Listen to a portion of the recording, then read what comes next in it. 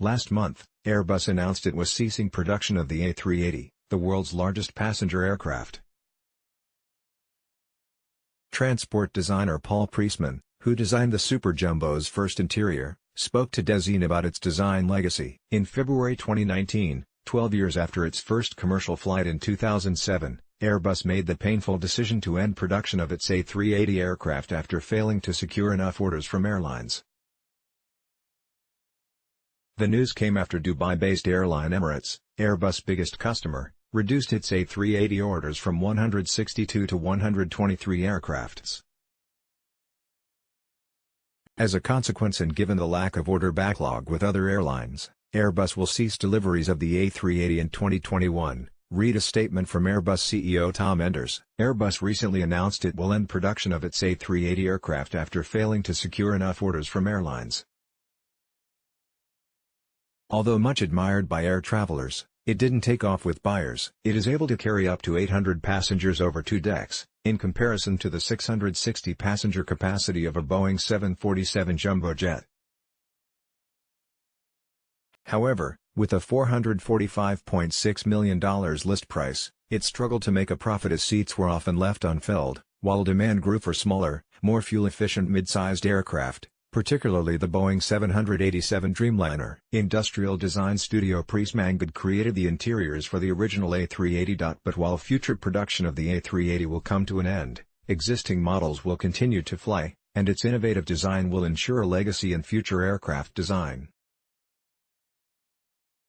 "I wouldn't say that the A380 is facing its downfall," said Priestman Goods founding director and chairman Paul Priestman, who designed the first interiors of the A380. "The decision to end production is an economic one, but from a passenger perspective it remains a hugely celebrated aircraft," he continued. "It's an aircraft that people go out of their way to try and fly, and love to have selfies in front of. The airline, famous for its large interior, can carry up to 800 passengers over 2 decks. Priestman became involved in the creation of the plane in 2000, when he and his team were asked to design the future of aviation.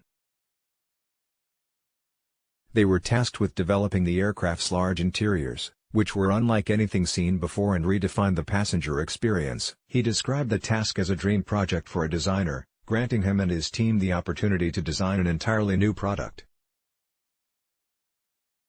"We had free rein to think big, to think about what the future of air travel could look like," Priestman said. "I genuinely don't think we would be where we are in terms of aircraft design today if it weren't for the A380, he added. The interiors Priestman created for the initial A380 gave it the nickname of the Wow Mock-up. Since then, Priestman has designed the interiors for the Airbus A330, Boeing 777 and the first-class cabin for Lufthansa's A380 planes in 2010. The interiors Priestman created for the original A380 gave the model its nickname at Airbus as the Wow Mock-up, as this was the word people uttered when they entered the interior for the first time, according to the designer. Priestman spoke to DAZN about the process of designing the plane and why its place in aviation history is assured. Natasha Hitty: "How did you become involved in the development of the A380? Paul Priestman: "It was in 2000. Priestman had been invited to exhibit at a small exhibition of British design at the British Consulate in Paris organized by the Department for International Trade. There I met a senior person from Airbus and we got talking. Priestman had just finished working on the new Virgin Atlantic interiors, and I talked a lot about design and its role in creating outstanding passenger experiences. That was that really." Shortly thereafter, Airbus invited us to tender for the design and mock-up of an entirely new aircraft, and we won the tender. This was a dream project for a designer. While many aircraft are regularly updated with improvements, this was an entirely new product. We had free rein to think big, to think about what the future of air travel could look like. Natasha Hitty: "What is different about the A380 compared to other planes?" Paul Priestman: "The A380's most distinguishing feature is, of course, its large interior capacity on 2 length passenger decks. And it's spacious, which means that airlines can not only carry a lot of passengers with the A380, but they can also offer public areas on board for passengers to stretch out. It ushered in a hugely prolific era for aircraft interior design. Natasha Hitti, how did it influence aircraft design? Paul Priestman, I genuinely don't think we would be where we are in terms of aircraft design today if it weren't for the A380. When Airbus awarded the design contract to Priestman Good, the dream brief was to design the future of aviation. The interior we created was for the aircraft then known as the A3XX, which later became the A380. Not only were we creatively free to develop the interiors, but the contract was also to supply a sized, finished working mock-up of the interior installed on board an aircraft in Toulouse. As our design work started, we built a scale replica of the double-deck A380 fuselage in the UK, then as we designed and made each component we fitted it to the replica to check for accuracy, then each component was disassembled, shipped to Airbus headquarters in Toulouse and reassembled in a A380 fuselage situated in the large Airbus mock-up center. Hundreds of people were involved. I remember when we built it, the only usable stairs between the decks were at the rear of the aircraft, so if you were at the upper deck, and needed to get to the main deck, you had to walk along the entire length of the aircraft twice. I walked up and down that mock-up so many times. The mock-up we created with Airbus was designed as a destination. The idea was that it was functioning, and that airline clients that came to see it could spend the whole day on the plane. There was a library, a bar with working coffee machines, air conditioning, a lounge, and seats.